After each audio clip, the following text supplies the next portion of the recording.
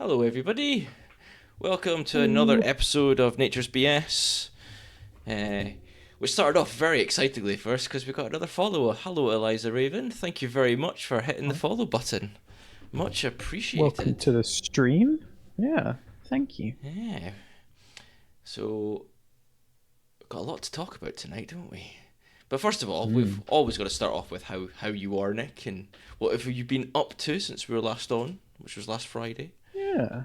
Um, Not too much nature-wise, sadly. Oh, I went up volunteering last Thursday, which was great fun.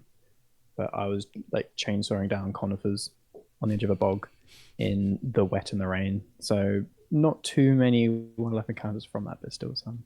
But just great to be outside.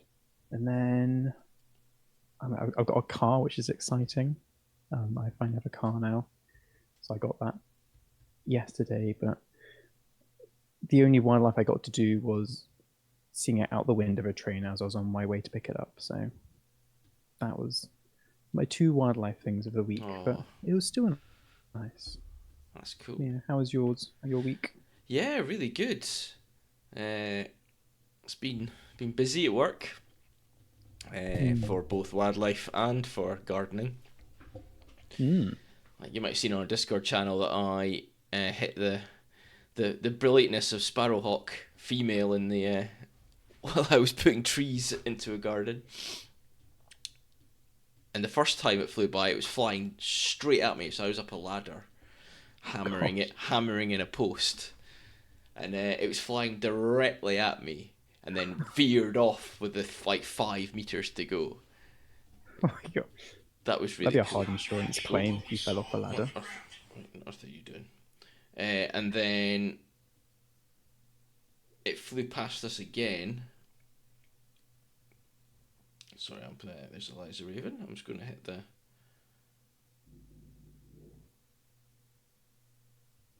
follow back button. There we go. Thank you very much, Eliza. Uh, and yeah, it just literally flew within 20 meters of me, uh, going the Wow. opposite direction. So obviously it had been out hunting, and then it was going back to wherever it's roosting. So that was Mm. very cool. And two red kites the same day. I expect it was the same red kite. It flew over and then it flew back the same direction it had come from. But they were Mm. like a couple of hours apart. And then a buzzard, which again I expect was the same buzzard twice, going in different directions. So that was great. And then this morning I saw two kestrels hovering Oh, within a couple hundred meters of each other. So it's not great. bad. It's been a great couple of days for raptors. So yeah, Yeah. Very exciting gardening. and then I took my first trip to Langford Lowfields this last week as well. So I went Ooh, looking for bitterns, but more cool. about that later. Have to hear about it. Your your screen is frozen. Oh no. Oh no, you're Am I back now. You're back? fine. You're back Oh, now. ooh, It's all okay. that could have been bad. Anyway, for those of you who were with us last week, you may remember that I set a challenge for the channel. Mm. That challenge was to see how many species we could spot this calendar year. So starting from the 1st of January all the way through to the 31st of December. The caveats were you had to get a photograph of it or a video, and you had to post it on our Discord channel in the wildlife encounter section. I have been going through all of the wildlife encounters, including ours and all of our viewers, and we have got a number to start off at the beginning. What do you think that number is? How many different So I'm trying to species? think. Yeah, So we've had it's birds, birds. Yeah. mammals, sea life, and which Oh will also put gosh. freshwater life as well, Yeah. and insects. Like Nathan single-handedly got like hundreds just from the sea life one. Hmm. So I feel like generally because it is like peak winter, there's not too much out. So people like we're going out, we're seeing kind of the same birds. Yeah. Nathan's out there going for like all the cool insects and sea life, which is really nice. Birds. I think because we all kind of from different areas, we kind of get different birds, which is handy for numbers. And this year it's only been a month, so I'm thinking 75. Oh, okay. I think that's my guess. Okay, 75. Well, very shortly you'll see in the top corner what we have. Top corner of the screen. There it is. It's up now. We have 120 different species spotted so far. Oh my gosh! 120. It's Well pretty done, good. everyone. It's pretty good. So In that's a 4 a day. yeah, in a month.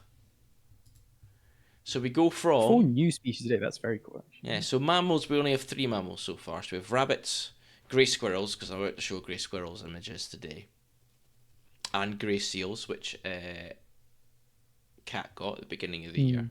Oh, your pine marten was last year, wasn't it? It was last year. Yeah, and my It's red gonna be squirrel so was cool. last year as well. So Oh, I usually I look at the red can't squirrels count ones. them. And I saw a shrew yesterday, but I didn't get a picture of it, so Oh, it doesn't count. oh, ask it to come back. I was trying to get a picture of it, and it was just too quick. But right, so we've got that. We go into bird species, and we're up to 77 different bird species so far, including Wow, Egyptian that's really geese, good. widgeons, shags, redpolls, coots, goshawks, hooded crows, reed buntings, scaup, merlin, hawfinch, green-winged teal, white-tailed eagles, short-toed tree creepers. What? Yeah, I've said white-tailed eagle. Lesser spotted woodpeckers, which is pretty cool. Then we go into our sea life species, and this has all been from Barnacle and from Nathan. And Mm, we've got 35 different species there. wow, And then insects, we've got 5 so far. that's really cool. Actually. So Oh, wait, only 5 insects. only 5 insects because there's only been 5 insect images posted onto our wildlife encounters. Mm, yeah, I feel like maybe even like a month and a half. Nathan's gonna be like rattling out like a Soon, dozen a day. soon, let's not worry about it. Soon, we're going to have so many species. I'm not going to be able to keep up. Yeah, yeah. When I have start doing moth trapping again and things, oh, Yeah. When you can't get great. moth trapping, uh, when Nathan gets out there doing his insect hunts and all that kind of stuff, Mm, you know what I mean? It's gonna be mad, absolutely mad. And then obviously we've got Chris as well at Frampton. He gets lots of rare species of birds that we don't normally see anywhere true. else. So, and if he can get pictures of them, then like last year he had storm widgeon, and you know what I mean. It's Mm. like it's gonna be cool. It's gonna be very cool. Oh, this is gonna be really cool. We can follow this along now for the whole year. Yeah. So I'm excited. I'm very excited. Let's see how we get on with it over the year. Hmm, this is really cool. So yeah, cool. Anyway, shall we start off with our big garden birdwatch? Let's go for it. Let's do big That. garden birdwatch. How did your big garden birdwatch go? I think it went really well compared to last year because last year my back garden was just like a concrete bowl, like fences and a wall on both sides, a wooden gate at the end, and there was just like all these patios all facing each other, and the only bit of kind of greenery I had were things growing on the walls and between the paving slabs. And I think my count was one herring gull last year for the entire hour. So I was a bit sad about that because you occasionally get like a robin or a wren or a wagtail if you're lucky, but this year actually had like garden birds, which was very exciting. So even though it was only 5 total birds with 3 different species, it was still great fun. But I was so excited I completely forgot about getting pictures. So this is all from just counts. Yeah. So I had one song thrush, 3 house sparrows, and one bullfinch. Because the rest of the bull, like the flock of the bullfinches, they all decided to stay like 2 neighbours down. But we did have one in our tree, so I counted that. But yeah, it was great fun just watching birds in my garden because I actually had like a lawn and a tree bordering my neighbour's fence. It was lovely. How was yours? You had a great time by the sounds of it. It was alright. It was nowhere near as good as last year. There were Hmm. some noticeable absentees. So if I show some images that I took, uh, Mm. bring that up now. So I had uh, a few of my regulars. So that includes 2 blackbirds, 2 wood pigeons, 2 magpies, 2 blue tits, a coal tit, 2 robins, a carrion crow, which I haven't counted before in the garden, a big garden bird watch, and a feral pigeon. Uh, No. which at the end of the day sounds quite a bit, but it's actually lower than the average in Nottinghamshire where I am. Mm. And I was missing the long-tailed tits that I normally have every year. I've always counted 4 or 5. And the great tits as well. No great tits showed up in my garden at all this year, which they normally do. Really? Wow. So there's 2 species missing, and probably, let's say, 6 birds, a total of 6 counts missing as well, Mm. compared to last year. Other noticeable absentees that I've had one-offs. So I've had goldcrest in the garden during the big garden bird watch. Didn't see them. But that would be like super amazing if I got that again anyway. And then, what was the other one I've had? Oh, I've had wrens and dunnocks in during the big garden bird watch. Didn't get either of them. No. So yeah, some noticeable differences. But again, it was fantastic. I was sat out there with my camera, taking some pictures, as you can see. Saw some And fantastic a little robin. I got a blue tit there. I got a video of a blue tit, which I'll no. show in a second. I love that picture of the robin, like it's hiding in the bushes and it's just Yeah, staring like directly at you. It's like, there's the and there's also the that feral pigeon. that's I the love wood the pigeon there, and then white head on the feral pigeon.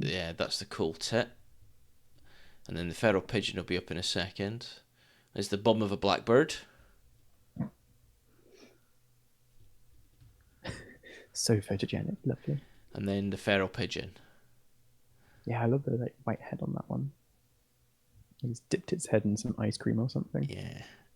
And then if I show you the little, here we go. Here's the blue tit feeding away, which I really enjoyed watching for a little while. Oh,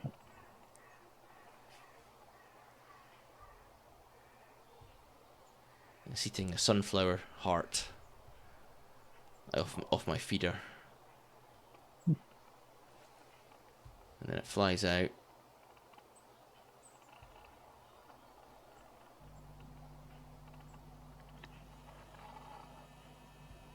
lovely. It's coming back in again. You'll see it again. There it is again, right in the middle. It There's reminds me of the like winter watch and autumn watch like cameras where they like zoom in really far. Yeah. I love my new camera. It's brilliant. Oh, Look at it go. Look at it go. Nom nom nom nom. Amazing. So yeah, I love how they like perch with their feet like over the seed and like dig into it from angles and flick it around. I think it's very cool to watch them so careful and meticulous. yeah. And then there was another surprise for me. So I get grey squirrels in the garden. Okay, most people do across the UK because they go after the bird feeders and things. But I've never seen one look like this before. Mm. Oh wow! I think this is a female, and I think it's pregnant. Either a pregnant female or one that is doing very well for the winter. Well, there was another one right next to it that was not this size. So either this one is like super plump because all the other squirrels bring it food. You know, It's like the master it's the squirrel. master squirrel. Okay, you will feed me. Or more likely, it's pregnant. I'm liking the squirrel mafia theory more. Like the squirrel mafia boss. Like I own these gardens. Bring me the peanuts. Bring me the peanuts. Yeah, here it is again, a little bit further away on the fence. So yeah, Oh my god! how chunky is it? It's just because chunk. That is a chunk.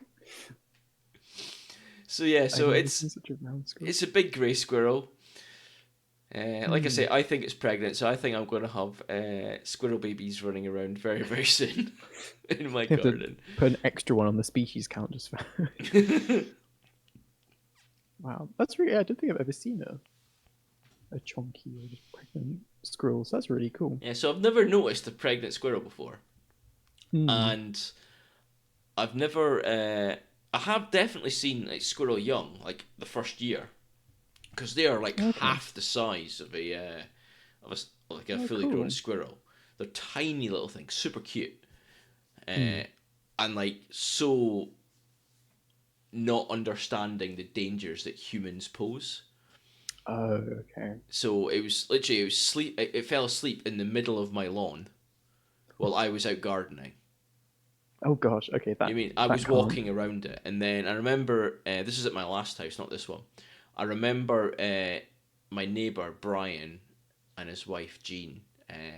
They were elderly in the mid 80s, and they were holding out peanuts, and it was walking up and grabbing the peanut out with their hand and Wow. eating it, and then it followed them into their house. Oh my god. Got a new house pet now. Yeah, Jean wasn't happy about that, but Oh no. just heard a Wakes little up to a yelp. squirrel in her bed. Get out of my house! Poor little thing. Oh no. But yeah, I think the parents had chased it off out of the dray, uh, Hmm. and because it had a scratch around its eye, so obviously Um, it'd been chased off by the parents because they then needed the dray for the next generation. So, moved on. but there we go. Hmm. Cool. But taking that into consideration, we can now have a look at.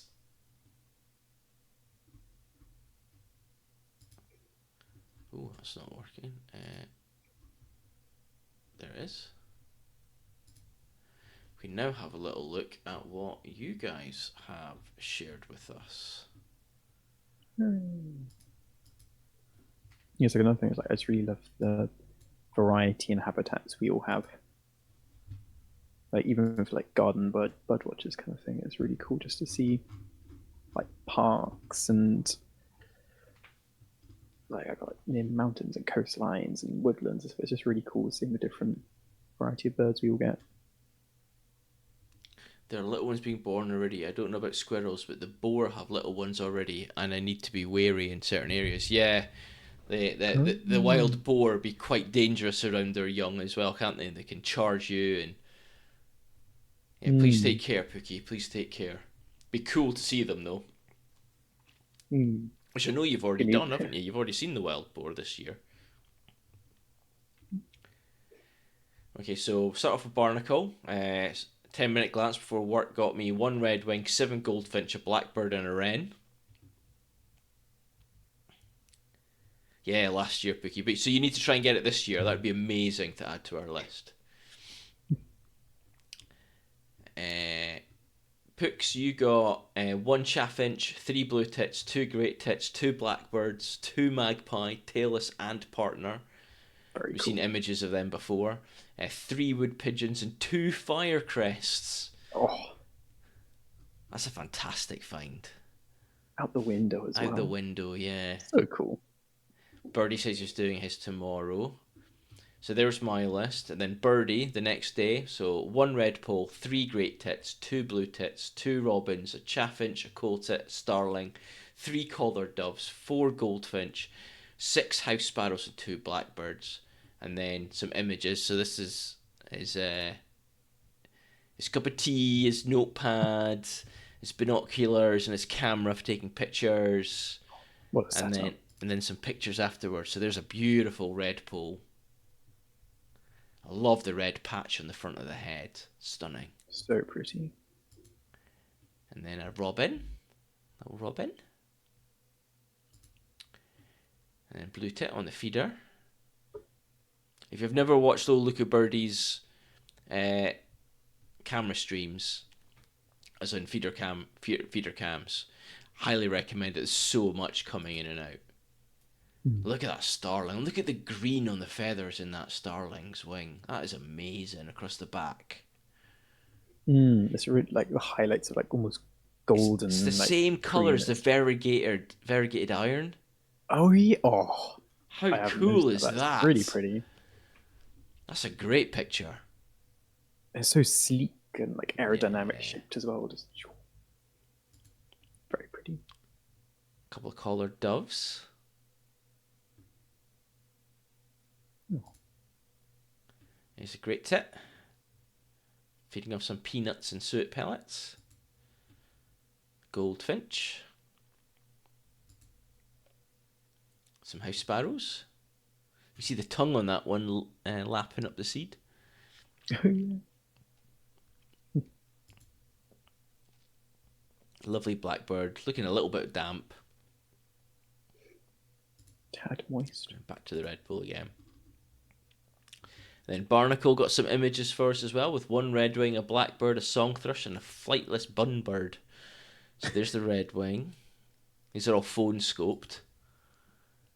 There's the redwing again.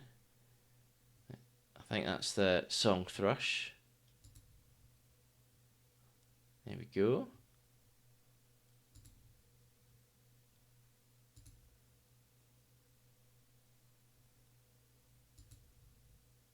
Oh, and the rabbit. There we go. Rabbit. Bunbird. Very cool. Fantastic. So thank you very much for sharing that with us. There's great counts from all around. Really nice. Yeah, it was. So I think between the like 5 of us, we had like 5 different countries. So it'll be was really cool. Yeah. Like a proper geographical spread.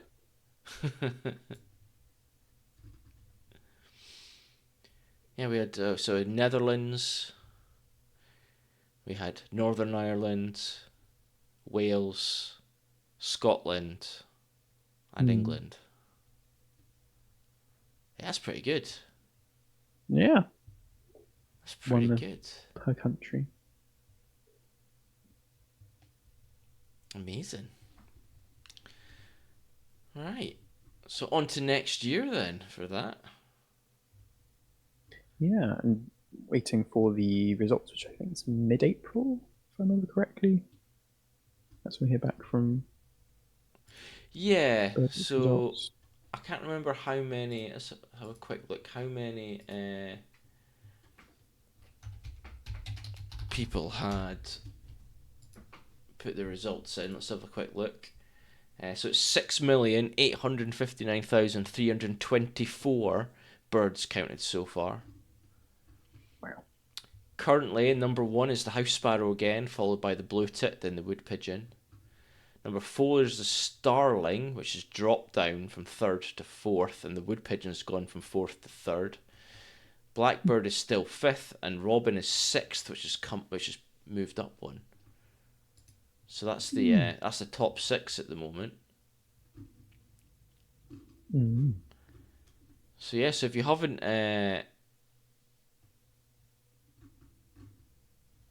put in your results yet, please do. Make sure they get a thing. You have to tell them what you saw by the 23rd of February. Still got plenty of time, so Plenty of time. don't worry.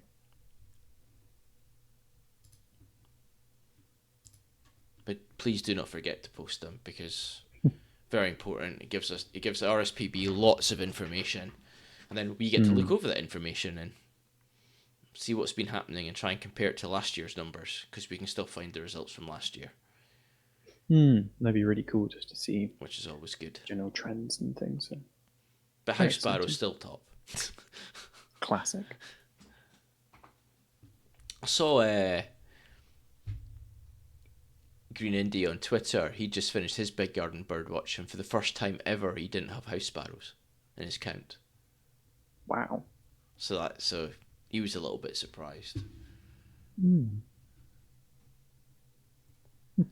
So yeah, right.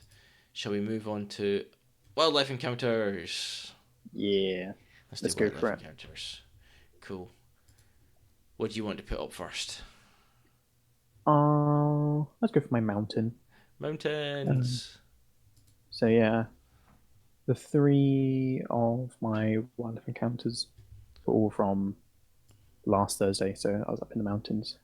Oh, we did it as well here in the Netherlands. 1.5 million birds count. Wow, that's very impressive.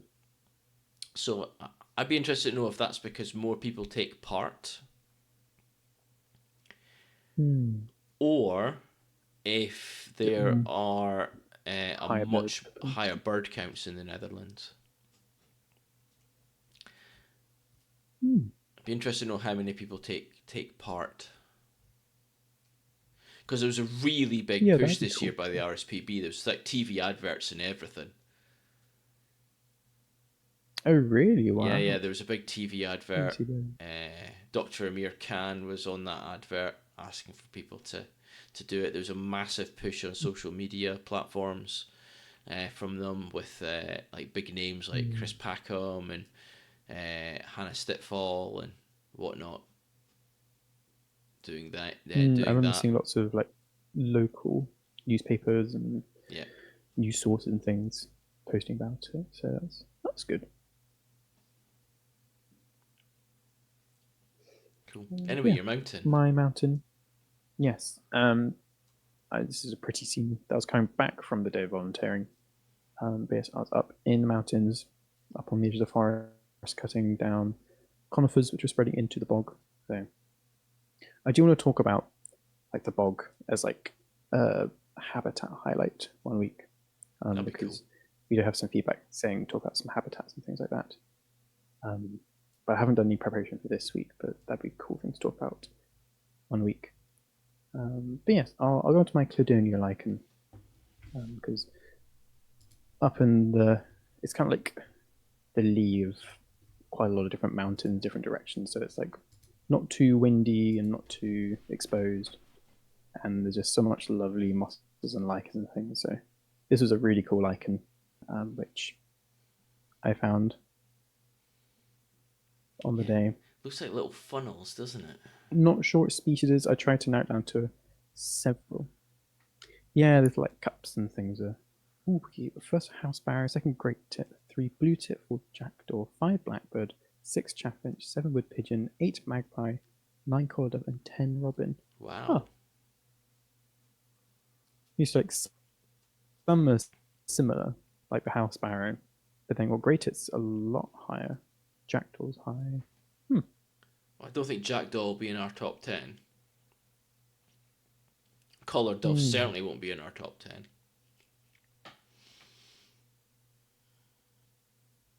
Yeah, chaffinch. That's cool to see how different the counts. Well, Yeah. different placements of different countries. Hmm. 105,000 people did it. 105,000 people did it. Yeah, so Wow. you're getting an average of over 10 birds per person. So imagine here it was less, because it was 6.5 birds per five. Did it So say it's how many six people point have eight million birds. submitted it or not? Hmm. Yeah, so I'll be interested to see how many people we have once it's all been counted and whatnot. And like you say, it'll be like end of March, beginning of April before we see the full results. Hmm. Cool. But yes, it's like I was unable to identify it to a species level, but I could say it was a Cladonia family. I think it's a family group. with, as you're saying, like the lovely like trumpets and funnels, Yeah.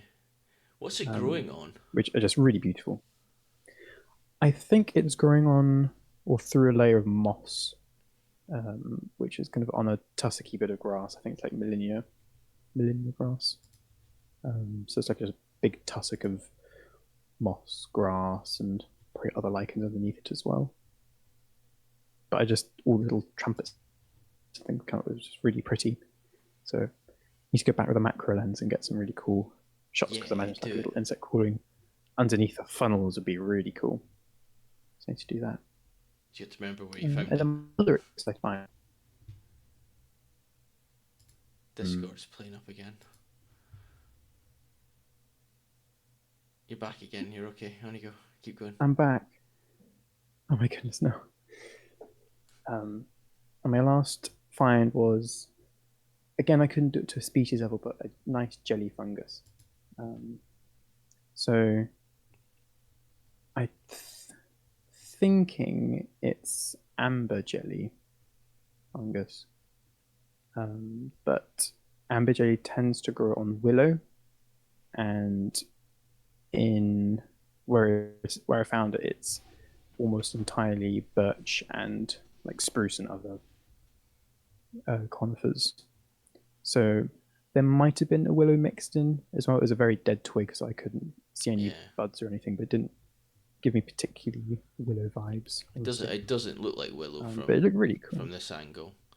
Yeah, Willow I'm normally fairly sure it was Willow normally birch. has like single long strands. So Yes, yeah, it does, doesn't it? Um, yeah, amber jelly. hey That's a good one. barnacle. But yeah, it was just a very pretty, almost like a brain jelly or something with like the folds and nooks and things. Um, so if anyone has any clue, then love to hear it. But I think it's either, I'm thinking it's a birch jelly, but it's definitely some sort of jelly, which looked very cool. Gave it a few pokes and things, but left it back in there just to hopefully fruit and grow some other twigs and things. But Yeah, very cool. yeah, and then the rest of my encounters I saw from a train, and then that was where my highlight came from. Um, so I'll talk about that after your encounters if you want to. Okay. Right. Well, my encounter is I've only really got one. Like I said at the start of the stream, I've seen a lot of stuff over the last week since we were last on. Mainly as it flies by me and tries to hunt me like the sparrowhawk did, and Fleeting suddenly glimpses. suddenly realised I was too big for it. Its eyes were too big for its feet. I was like, whoa, too greedy. And then like the kites and all that kind of stuff, and all the robins that are flying around me all the time. Pixar, it didn't happen. You're right, Pookie. You're right. It's only in my brain. But the I went to Langford Lowfields on Saturday because I hadn't been there for quite a while, and I was hoping to go see a bittern because it's now starting to get to the time where you might start hearing them booming. Maybe a little bit early, but there's a chance. And then Langford has never really let me down. There's always been lots of stuff there to see. But unfortunately, it was very, very quiet. There were Um, a couple of great white egrets. There was lots of tufted ducks. There was lots of mute swans. There was a few gulls flying around. I saw a kestrel hunting, but that was a long way off. Quite a few cormorants. And then I got to the viewing point and I saw this little guy, which is a bird that I've shown off quite a bit on this stream. The species anyway, and it's the stone chat. Fast becoming one of my no. favourite little birds. That's a nice shot. That's really nice, actually. I like that a lot. That's really cool. Third one's my favourite image. The one where it's looking back over its Oh, shoulder. I'd have to be right behind that stick, of course. The stick There's was such a in the way. nice pose Yeah, just behind a stick. stick was in the way. But still, so. But it got me thinking, because the second image, if you look closely around the beak, what is this mystery floof it carries? I don't know. I thought it was a seed. But at the same time, I look at it and I'm like, oh, Mm. could it be nesting material? Could it start building a nest Maybe it now? does look very like. It Could looks it be like a some like seed head. fur? It looks like a seed head, like a fluffy seed head. Yeah. So, but yeah, around its Maybe. beak, and the one where it sat on the barbed wire, you'll see what look like whiskers. I use my beard. It looks like it's got whiskers, Like your whiskers, yes. like my whiskers. And it made me think, okay, so do birds have whiskers? And the answer is no, they don't. They've got what are called rictal bristles. Oh. So, what are rictal bristles and what are they for? Well, basically, they are feathers that come out like whiskers. And the whole idea is, well, fundamentally, people don't really know. Like, scientists don't know 100% what they're for. There's a few guesses. Oh, wow. The first one is that they're used to help for the birds to find their prey and to make sure that the prey is within a certain area. So, like a mammal that's got whiskers, it's using its whiskers either to find prey, so it's sensory for that, or like in the situation of cats, the whiskers are telling them like, can they fit through a hole? Uh, Hmm. but birds don't need that kind of thing.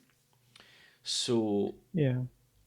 are they used for gathering food? Well, most birds of this type, so they may be sense of vibration in the air, possibly barnacle, but it's definitely not for making sure that something's within its beak. Because like flycatchers, for example, they have rectal bristles, but whenever they grab their flies, the fly is always at the end of the beak. It's not up at the back of the beak. So they're not going to be used for that. Other birds might use them. So nightjar, for example, they've got rectal bristles. They might use them for catching moths because they do it all in the dark, because nightjar are night hunters. But there's also a belief that they are used to help birds discover which direction they're flying in. So, where is it? Da, da, da, da, da.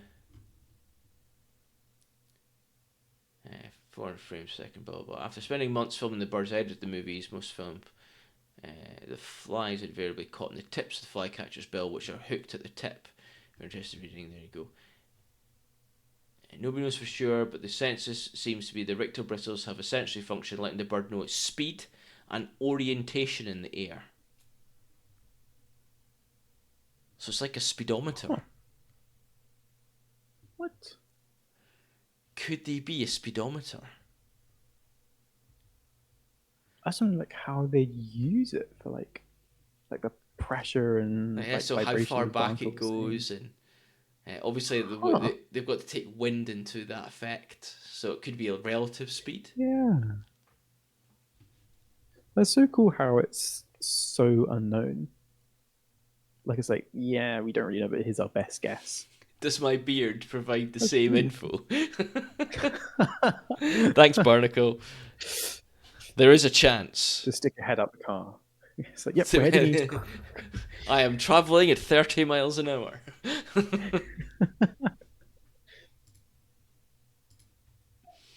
So yes, I just thought that was really interesting. The fact that Yeah. nobody really understands what they're for, uh, and that they just they've obviously got a purpose, otherwise they wouldn't be there. Yeah. Yeah. Do all birds have rectal bristles? No. Ooh, that's very interesting. But yeah, so it's not like a particular group of birds because you have like stone chats, shrikes, nightjars. It's quite a variety of groups of birds. Yeah, so Huh. so the ones that this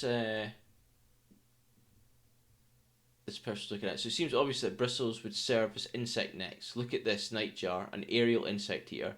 Makes sense, right? But after discovering that cedar waxwings, so cedar waxwings don't eat insects, they eat berries. Yeah. Bald eagles have rictal bristles. Kiwis and various other birds that typically don't catch insects midair. I wonder what these modified hairs did do. So kiwis has it, but they're flightless. They're flightless. So just how fast they were running along the forest floor, or is it like a thing where they've adapted to not fly, but then they haven't lost their bristle? Oh, this is really cool. So there we go. So something for maybe somebody brainier than myself to go away and do a study on to figure out what rectal bristles are for. Yeah, like measure it compared to like different groups, but then, huh? I wonder if they were as chicks in cases they're recognizing parent feeding or something. Yeah, like it carries on after it was a chick.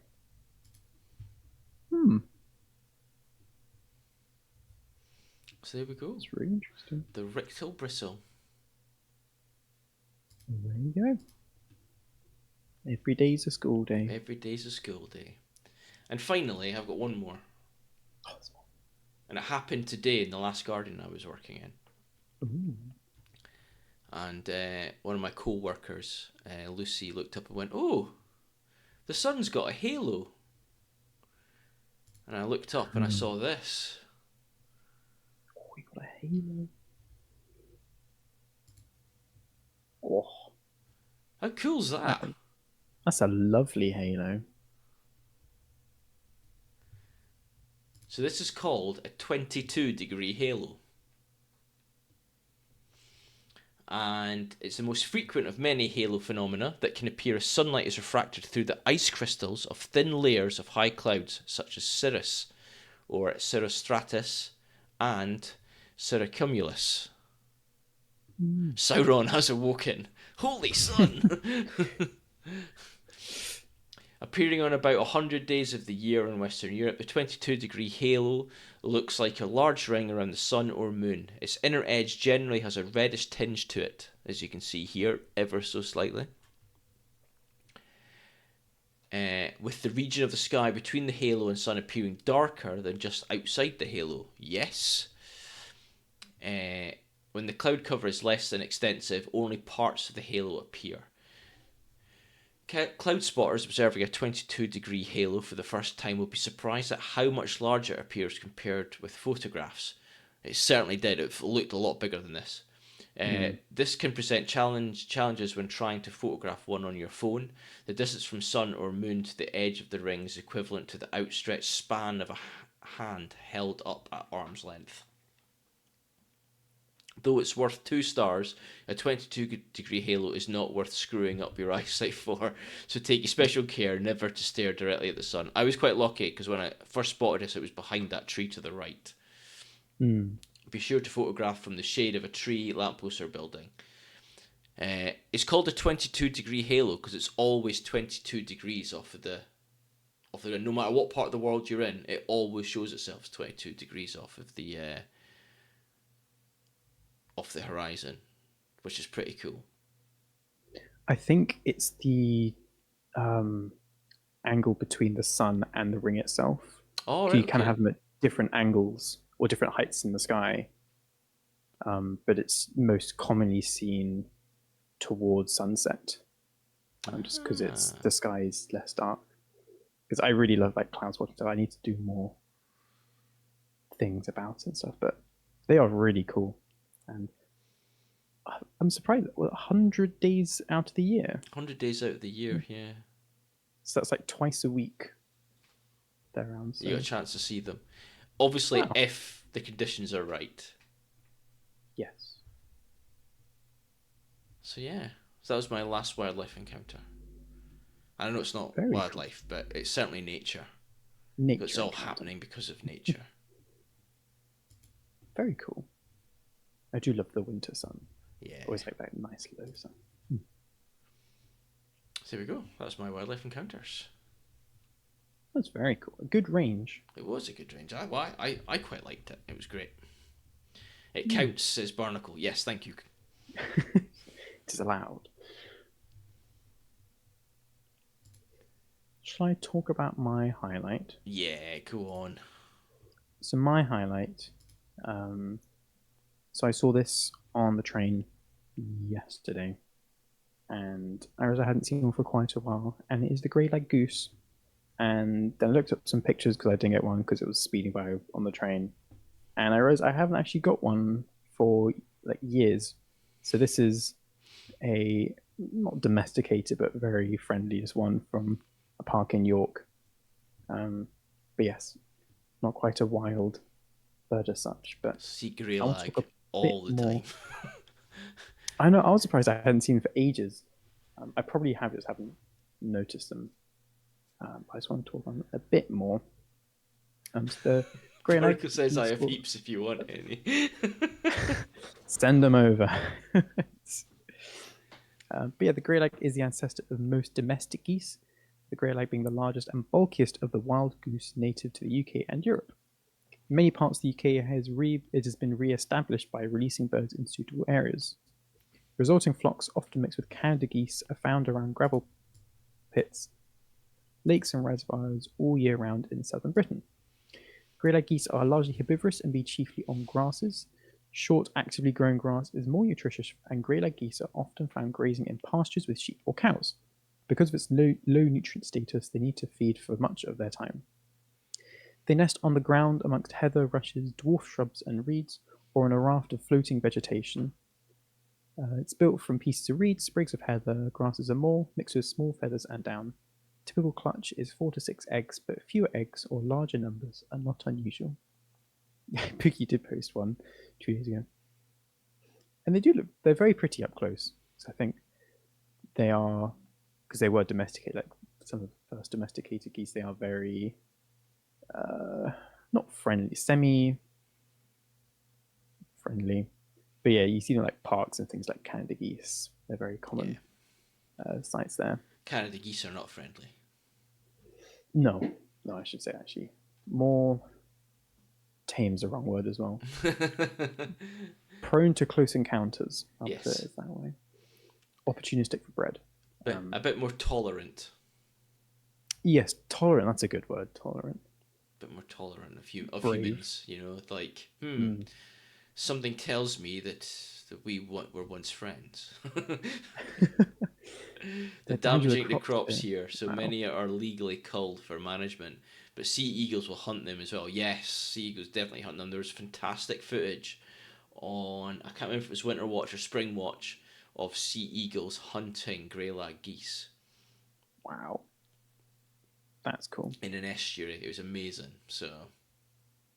And yeah, their numbers when they do go up a lot in certain areas can cause damage to crops. I think it's Orkney, their number has increased by from 10,000 to 60,000 in the last 30 years or so, and they've basically had a hunting season which extends throughout most of the year now just because there's so many of them. The geese. Yeah. I was going to ask you, Pookie, are white-tailed eagles nesting and breeding in the Netherlands now?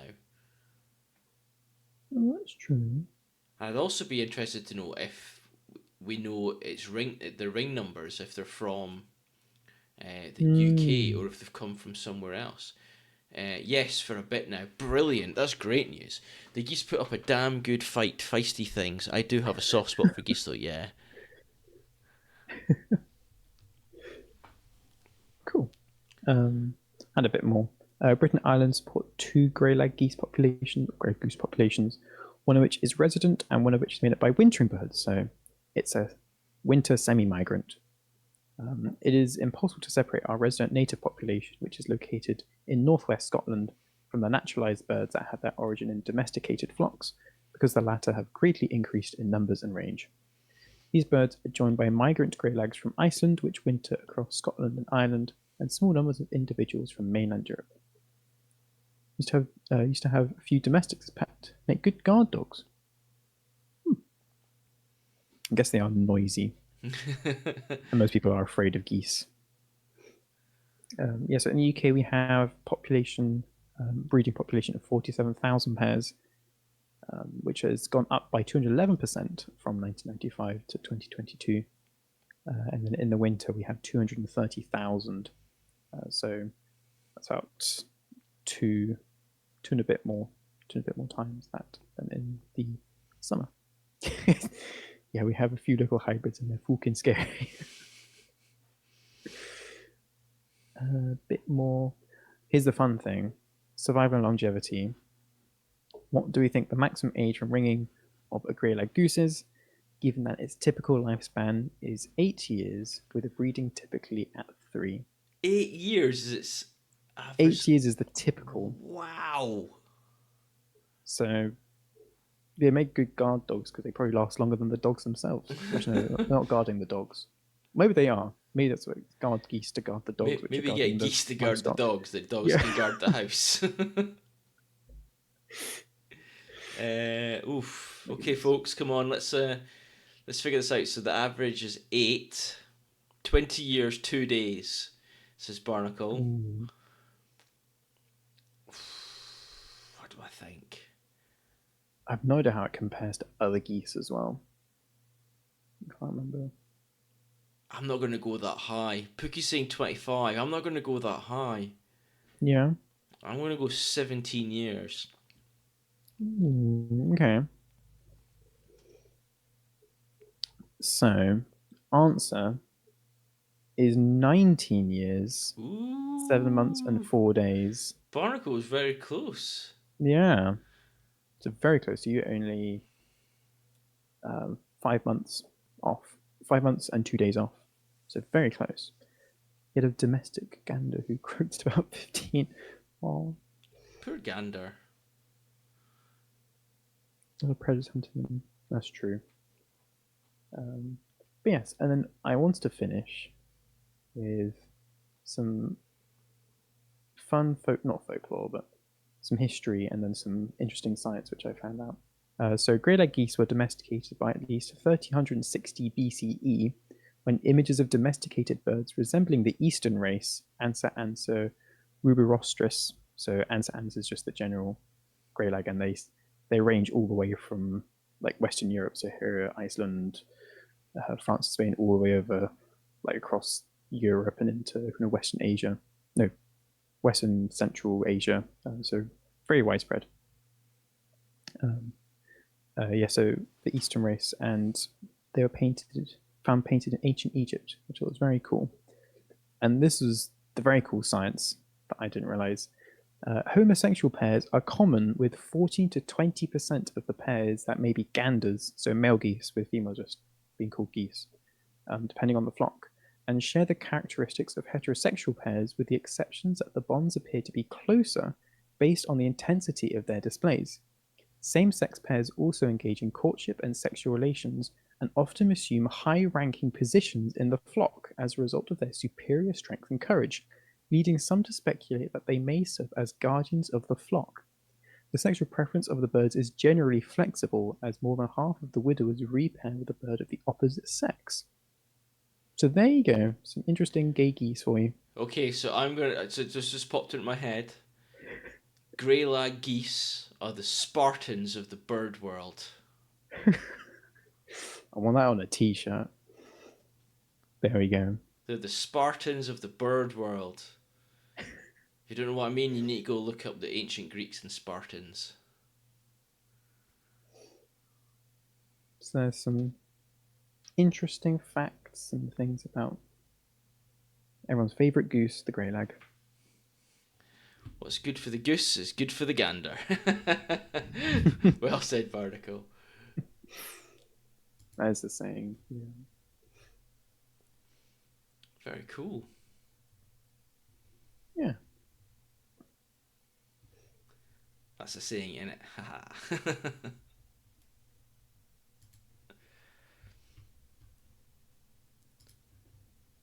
Awesome. So, what's next? What is Hmm. next? I think it's news next, isn't it?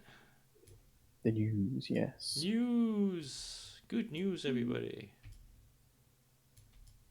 Have you got some good news?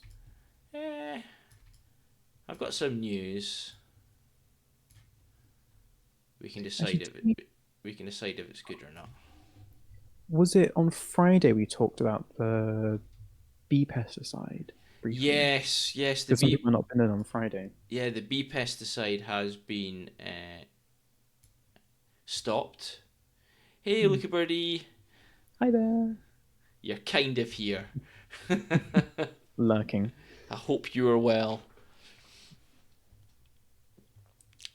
Yeah, so bee pesticides. This year, the UK government has not given authorization for neonicotide to be used on sugar beets. Ooh. And that is fantastic news because it doesn't just affect the insects that it's sprayed onto, or on the shoot that go for the sugar beets. It affects everything around it. So, and then that poison will leach into the soil. The plants will pull that up, and any insect that goes to try and take the pollen or nectar from the plants that have been affected are affected themselves and die. So that can be butterflies, it can be bees.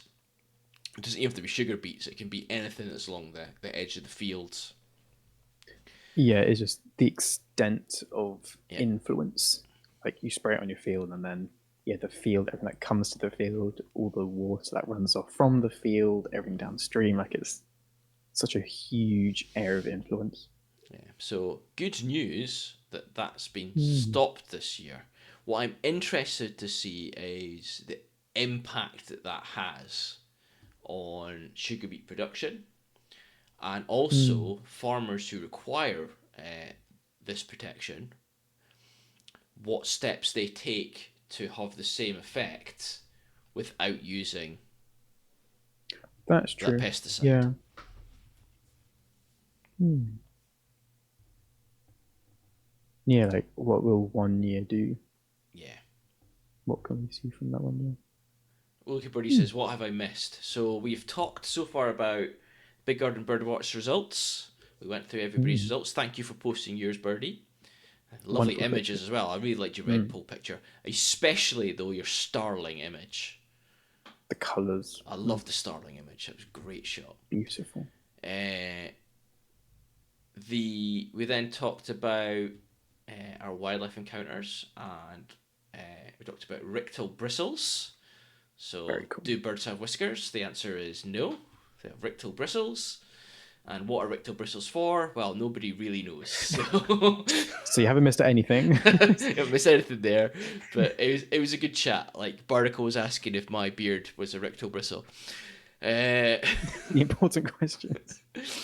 and then we talked about 22-degree halo on the sun. Mm.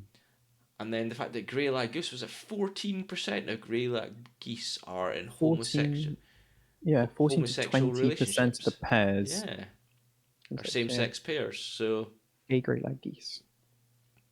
Very fun. so it's been interesting so far. Yeah. I mean, good conversations, some good knowledge learnings. Mm. And now on to the news. News, yeah. So I'll pop up with a news section first, if that's all right. Go for it. So my first news one Goose. is about pine martens. Yeah. Because I saw a pine marten last year. I'm going to talk about. I'm going to live off this one for years. That I saw a pine marten last year. Mm-hmm. It was As you should. the year of 2024 was pine marten year. Final But week of the year. a pine marten project reaches a milestone. So a decade-long scheme to help Britain's pine marten population has recently celebrated a significant translocation milestone. The project between Vincent Wildlife Trust and Forestry and Land Scotland has seen pine martens from Scottish forests relocated to boost populations in Wales. There you go. You got a chance of seeing one because that's your mission. Gotta get out there. That's your mission. The next 5 years, you've got to see a pine marten. I'm not even saying this year. I'm saying next 5 years. I really hope I get to see one within 5 years. I'd be gutted if I don't. Yeah, Wales, Anyway. Gloucestershire, and Devon. In total, more than 100 animals have successfully translocated during the last 10 years. So that's roughly 10 a year. So, amazing news for this native predator that's about the same size as a domesticated cat, or a large domesticated cat. So yeah, very exciting. Hoping Some good news. everybody will get to see one soon. Yeah, pine marten coming to a feeding station near you. Yeah. Now, you've got a good one. I like your one. It's good, but not in the good news sort of way. Beach marten UK? Question mark. No, we don't get beach martins here, No. which is a bit of a shame, really. Did we ever used to have them? I don't think so. Don't. Yeah. I'm going to look up beach martin. Yeah. Also, stone marten, house marten. That's not confusing at all. Or white-breasted marten. So beach martin, also known as stone martin, house martin, or white-breasted martin. No, so we don't have house martins here either. No, I don't think so. You have the bird though. Do we have house martins Make sure the spelling's correct. in UK?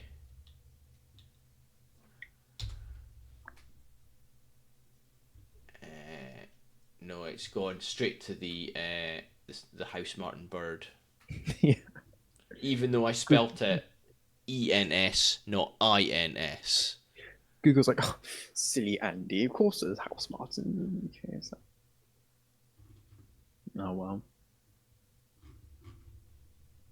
No, there we go. That'd be cool to see one though. That would be very cool to see. On holiday.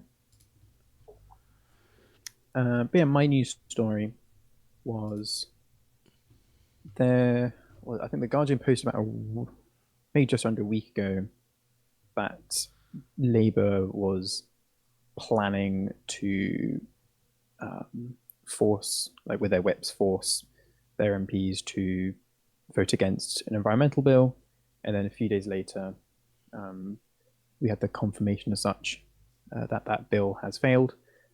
So there's one article by the BBC here saying a proposed law compelling the UK to meet new legally binding targets on climate change and protecting nature has failed to clear its first hurdle in the House of Commons. The government won a motion by 120 votes to 7 to end debate of the bill, meaning it will not return to the House of Commons until July and is unlikely to become law. Can I just say something before you move on? Sorry. Yeah. 120 bills, 120 votes to 7.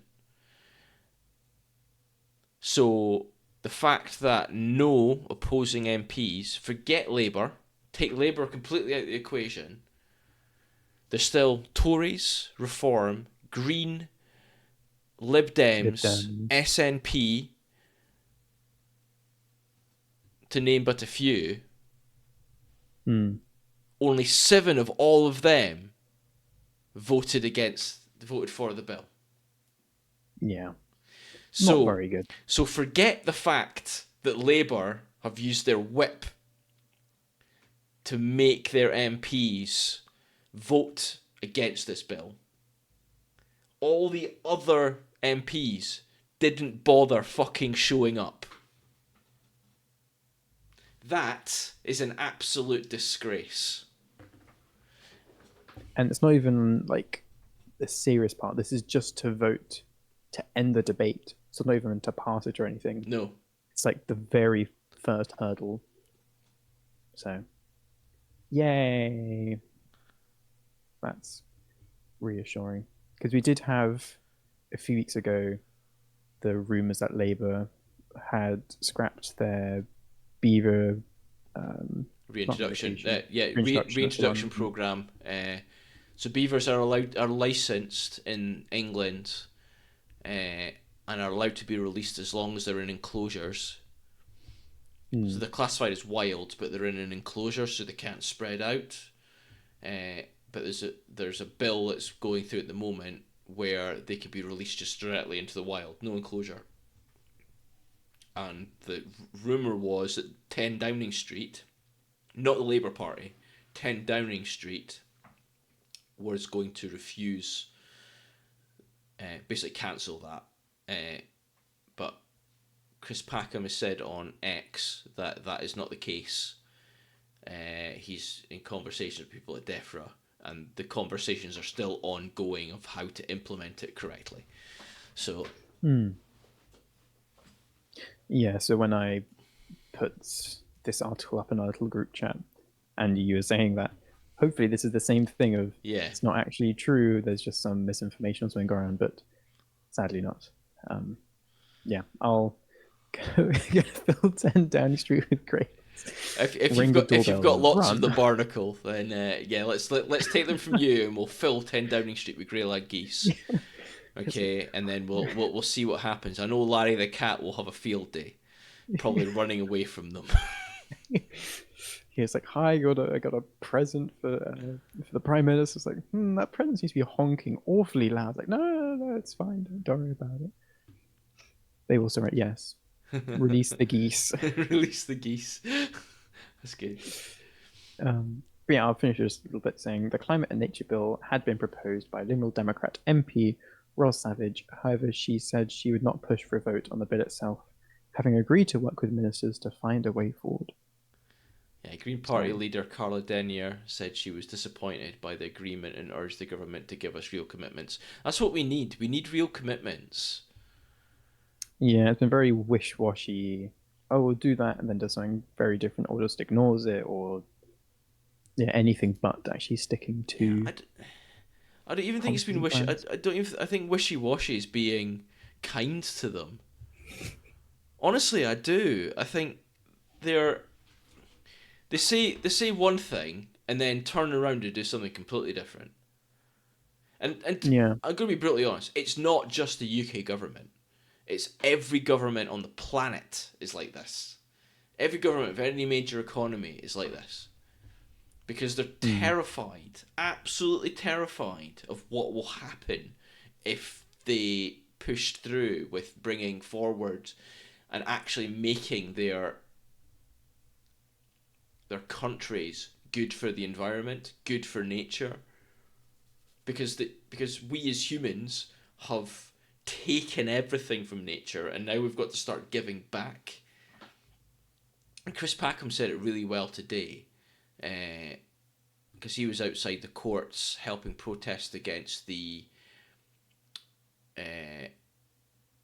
extent of the prison sentences handed down to people from like Just Stop Oil and that kind of thing. Like some of them are in prison for longer than people who've caused serious crimes. But his words were, if we don't do something, it doesn't matter how rich or poor you are. It doesn't matter what country you're from. It's going to affect you. And it's going to decimate human life. Yeah, that was one of one of the many big takeaways from like the recent LA fires. Like so much of it hit the news because it wasn't just the poor people, it was actually like celebrities and things. Yeah. And they were getting 95% of the media coverage, and there were 10, 100, maybe 1,000 times more regular people affected, and they had nothing said about them. It's like, oh, this celebrity you've heard of, maybe their house burnt down, but they're fine and they can afford to rebuild everything. Well, they've got a house somewhere else, so it doesn't really matter. You know what I mean? It does matter because it depends on what you had in that house and the memories and all that kind of thing. But fundamentally, they've got a house probably up in Aspen as well, or something silly, some stupidly, ludicrously expensive place like that. Yeah. But yeah, like going on about that. Have you heard what Donald Trump has said regarding the LA fires? Okay. Let's say we either need to fight it with more fire, so we need fewer firefighters and we need more arsonists, or there are no fires, you're making it up, it's false news. Not quite. So he's been chatting to people in Finland and in Switzerland who never have forest fires, because they rake the ground. So all the detritus that falls off the trees, all those fallen leaves, all those twigs, all that kind of stuff, all gets raked up and taken away. So that's what he's saying that they need to do in California is they need to start raking the forest floor. They go through like all the national parks with their leaf blowers.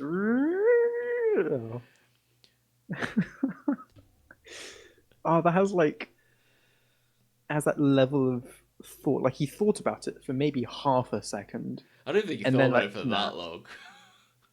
I mean, like leaves, that's at least related to wildfires, but it's in the complete wrong direction of thought and anything related to anything useful. But yeah, I think we Yeah. should send him some greylags as well. Barnacle, send one to Downing Street and then one to the White House as well as you're at it. Whilst you're there, we'll pay Yeah. the import tax. Barack Obama's words of "Sweet Lord" are spot Oh on. God. Honestly, like you couldn't write it. Yeah. You couldn't write it as a story. Like somebody wouldn't think like that. Like a writer wouldn't think that way. This is wow.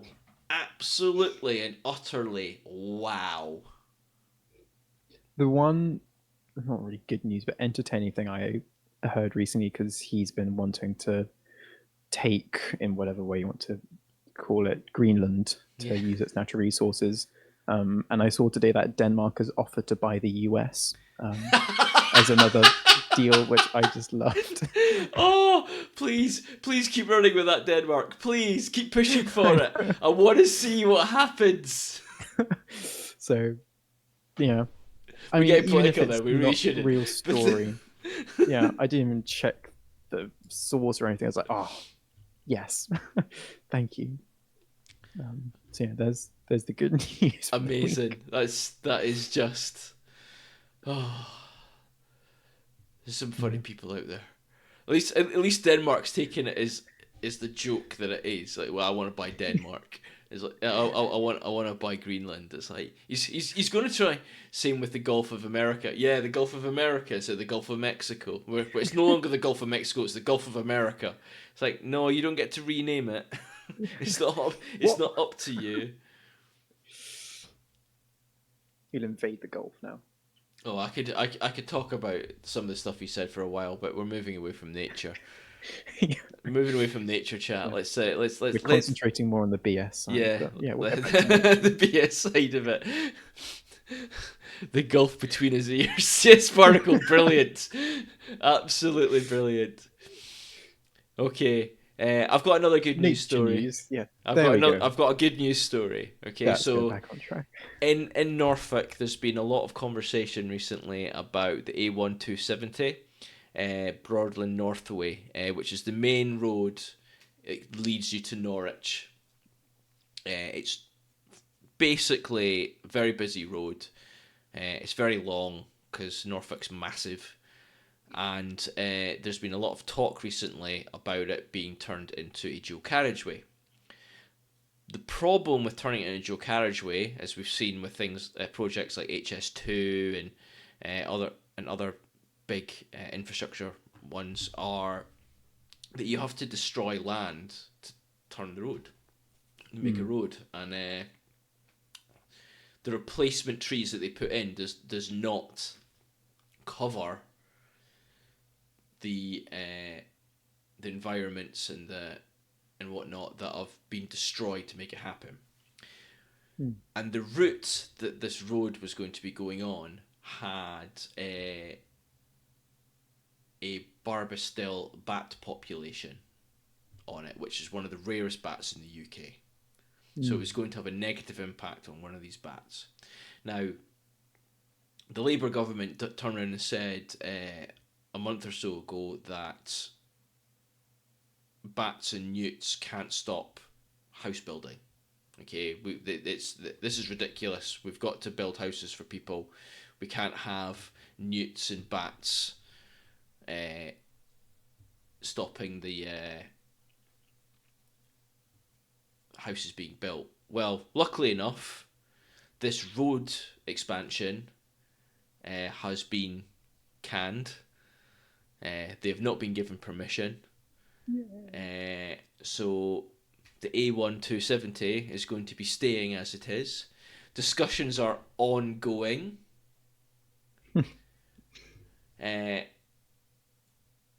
But it's now unlikely to proceed. These habitats remain intact, providing sanctuary for bats, badgers, owls, linnets, yellowhammers, and other wildlife.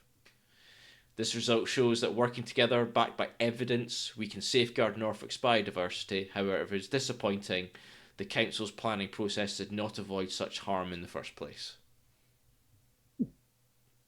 When you said there's an expansion, is it like it's just a single lane and then there's going to expand it from that one road to the side? Or was it like a whole new road? Yeah, no. So it was a two-way road, so a standard road, the standard A road that you would get. Yeah. And it was going to turn it into a dual carriageway, which basically means you're building an entire new road along next to the one that's already there. Yeah, because I feel like that kind of border between roads and farmland, house, whatever, that's quite an important nature corridor in itself. So it's really bad when you just completely wipe out that zone of trees, those hedges along the fields, all of that along that entire stretch of road. If I show you the image that they've used in the article, so you can see, let's say the one on the right, the road on the right is the original, and then the road on the left is the one that's going through. So you're going to be separating a woodland from 2 parts into 3 parts. Yes, yes, Birdie, we have. Sorry. It was the first thing we covered. Oh.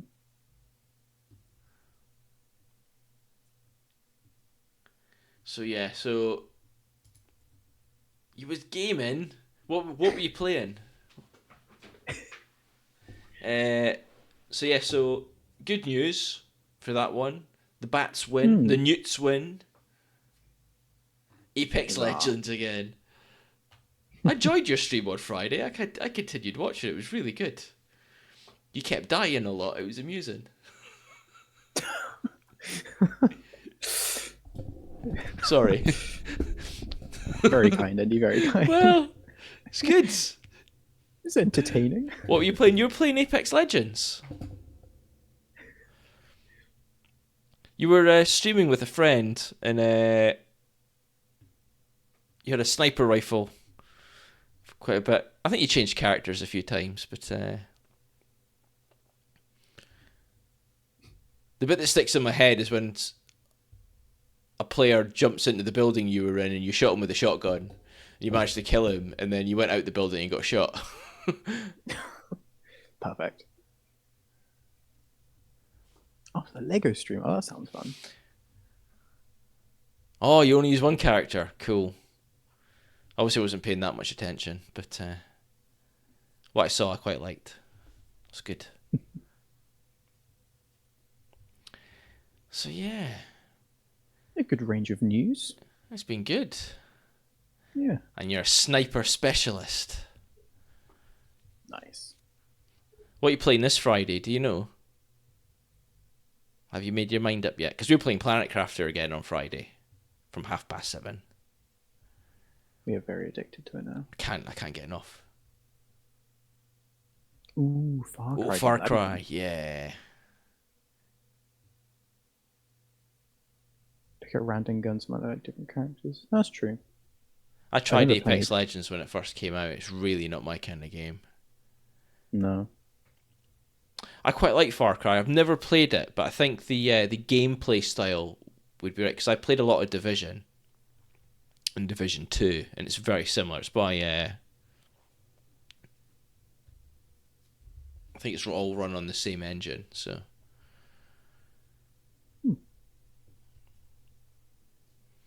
So yeah, but yeah, we'll be back on Friday with some more.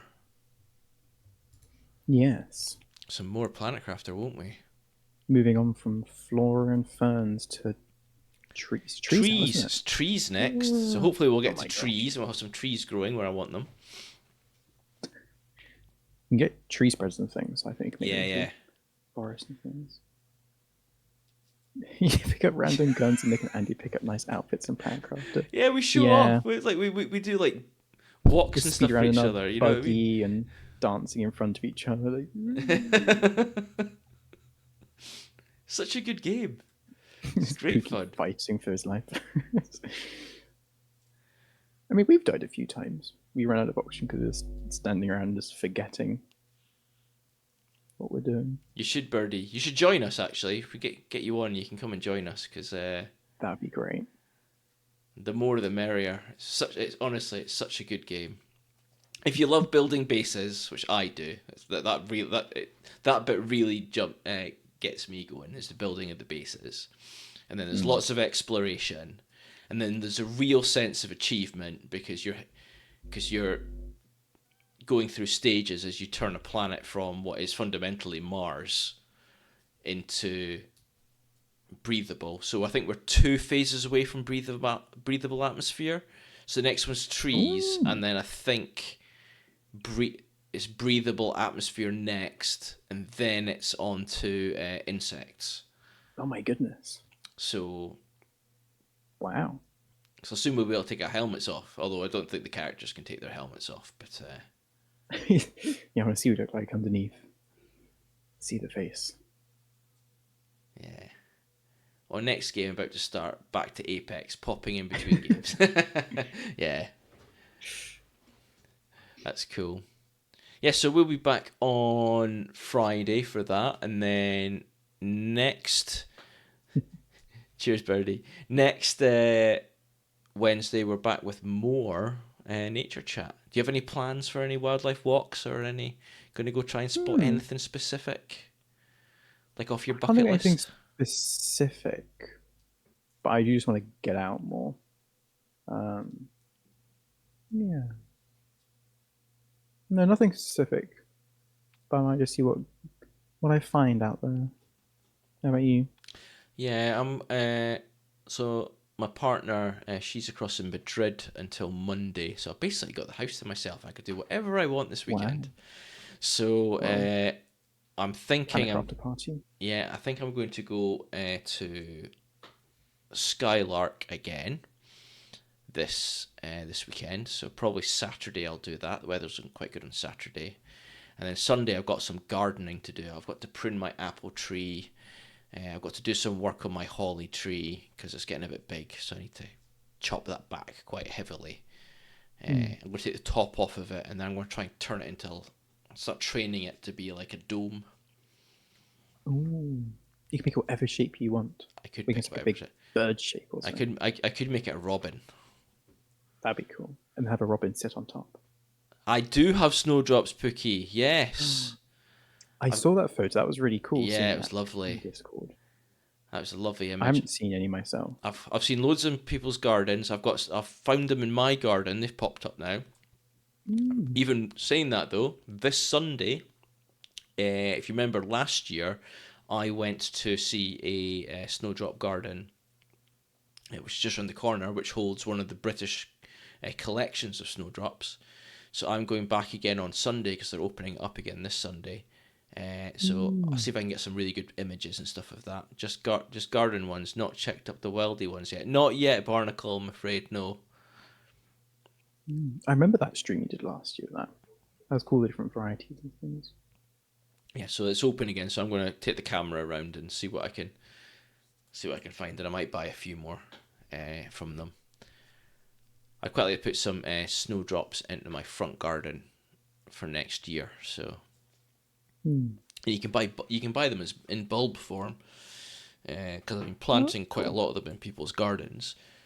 So I might just buy a bunch of bulbs, and then that means I can put them in the ground and lots of snowdrops popping up next year. When you say you think you're going to split your bulbs. Ah, if you got lots and lots, then you're going to lift them and separate them, or are you going to take a bulb and cut it in half? Can you do that? Can you just split one bulb? It very much depends on the plant. Use some like gardening tips. That'd be fun. Yeah, I think I'm going to start doing a little bit of I got a little gardening section, not loads, but enough to separate the bundles. Yeah, Mm. yeah. There's a few things I could do. I could do you're not half the actual bulbs. I want to make sure you can actually do that. Can you half a bulb? Can you split a plant bulb? It's gonna be Andy's gardening tips, and Yes, you can new split a section plant each week. bulb, a process called dividing. Dividing bulbs can help them stay healthy and produce more flowers. No, so I don't think that's the case. So dig up the bulb, gently separate the smaller bulbs from the large plants you plant. No, so yeah, so a Okay. bulb will have all the bulbs come off of it, and then you just break them off.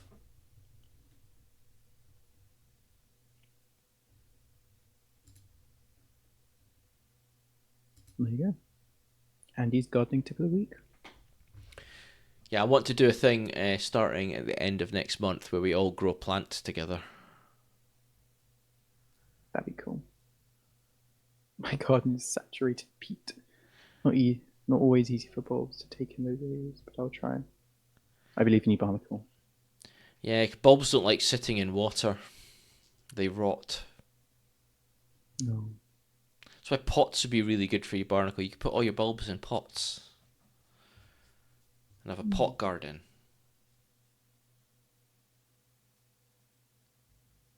Could you like mix them in with like wildflowers? So you have like early spring the snowdrops and Yeah. wildflowers, and then some nice like late autumn flowering ones.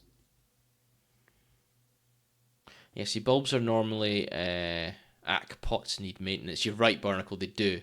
You're a slave to a pot.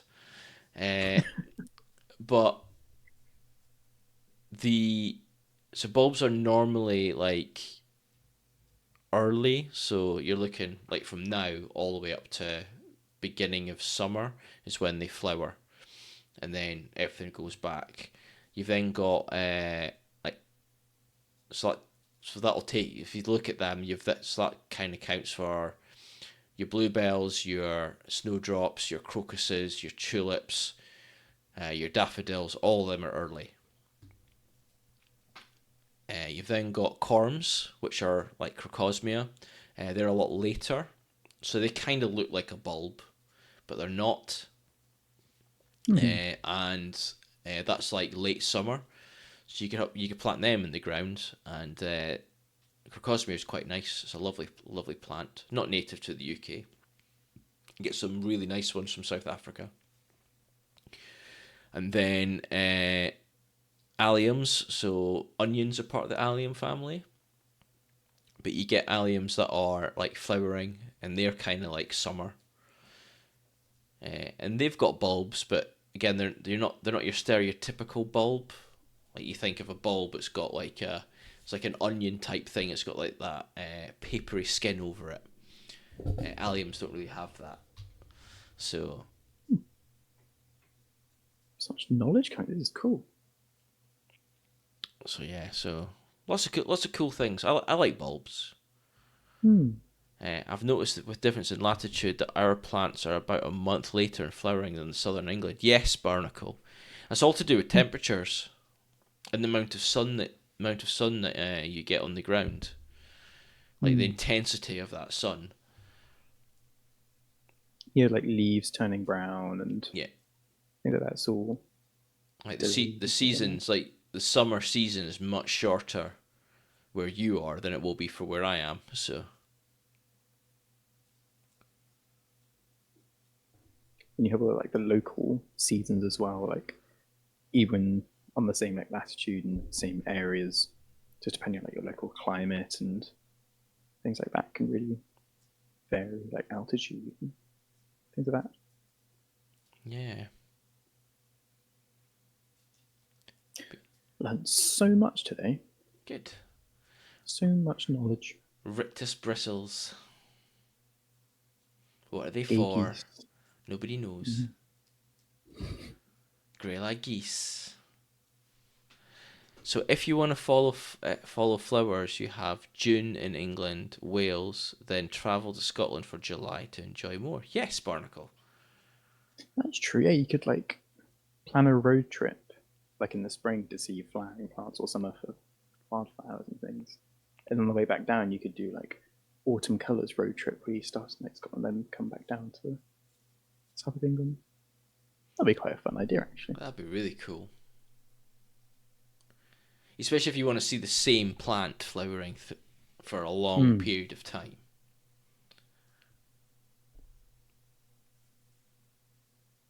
Like some plants just flower continuously, like for a long time themselves. Like in a garden, same garden, you have the same plant. Road trip stream. Yeah, you can have the same plant flowering in your garden for months. Then others, like so, for example, a rose. You can get roses that will start flowering at the beginning of June. You can have them flowering all the way through to end of September. That same rose plant. If you maintain it, if you keep feeding it, and if you keep deadheading it, it will keep producing flowers. There's other plants you can do that with as well. Orchid spotters, that's a good spot. That's a good idea, Barnacle. We've got orchids this year. Oh, we should do orchids again this year. I do miss wildflowers. Soon. So cool. Soon. Well, we got snowdrops are already out. So bluebells not far off. Yeah, they're not far away. Coming out. Hellebores are out now. Like they're starting to flower. Oh, yeah. Oh, poor season fog. That's sad. This year, Barnacle, it's your orchid year. Yeah, there's a ghost orchid spotted last year. That's a plant. Orchid count would be fun. That's a plant that only like flowers once every 9 years on average. And I was hoping to see a bee orchid last year, but I didn't get to see one. Maybe this year. Maybe I'll try and spot them this year. We'll talk for the next 7 years. There we go. Cool. Right, I think we need to call it there. Shall we have a look Shall to see? we raid someone? Yeah. Have a look to see who's on. I think we have the usuals as such. So the California Burbs, Food House live streams. So they're both there. Any recommendations from you guys here for who to raid? Hoot to raid, I guess. Subliminally going to Hoot House live stream. Yeah, California Burbs is live.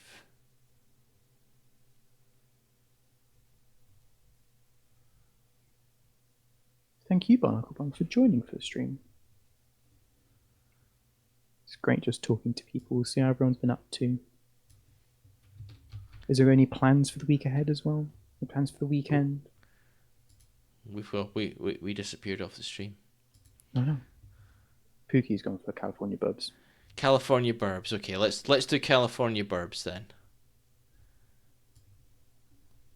I'm looking at that. They've definitely got Burbs on the stream, so let's go over there. Perfect. I'm looking at them now. Yeah, I hope everyone has a wonderful week, whatever you get up to. I think the weather's meant to be pretty, not standard, but yeah, weather good Friday. And so fingers crossed everyone has some lovely wildlife encounters. Yeah, join us again on Friday for more Planet Crafter. Ooh, got a few days off on Friday, hoping to get out on the bike and see what goodies can be seen. It's crap hills. Aw. Of course, it's when you take your days off, the weather's like, now's my time to not shine, I should say. My time to drain. Right. We'll see you Friday, and if not, next Wednesday, folks. Thank you so much for joining us. Thank you. Have a lovely week. Yeah, have a great one, everyone. See you later. Bye. Bye.